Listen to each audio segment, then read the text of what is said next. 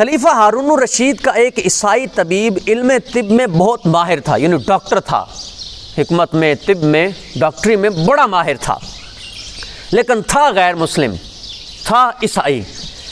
اس نے ایک مرتبہ حضرت علی بن حسین واقد رحمۃ اللہ تعالیٰ علیہ سے کہا، علم دو طرح کا ہے، ایک ہے علم ادیان، یعنی دینوں کا علم، اسلام ہے، کتاب ہے، آخرت ہے، یعنی دیگر مذاہب ہیں جو علم الادیان ہے، ایک ہے ادیان کا علم، اور دوسرا علم ہے ابدان کا علم، بدنوں کا علم، طب، حکمت، بدنوں کا علم۔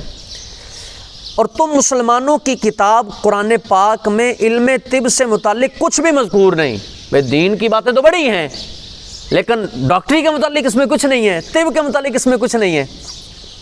آپ رحمۃ اللہ تعالیٰ علیہ نے اس عیسائی طبیب کو جواب دیا، اب جواب سنیے گا، آپ نے جواب دیا، اللہ تعالیٰ نے ہماری کتاب کی آدھی آیت میں پوری طب کو جمع فرما دیا ہے۔ سواد آیا نا؟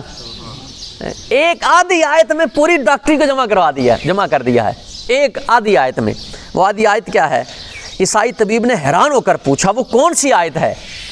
آپ رحمۃ اللہ تعالیٰ نے فرمایا وہ اللہ تعالیٰ کا یہ فرمان ہے، وَكُلُوا وَاشْرَبُوا وَلَا تُسْرِفُوا، کھاؤ اور پیو اور حد سے نہ بڑھو۔ آگے ڈاکٹری کی نہیں آئی۔ آپ دیکھ لینا، ایک بندہ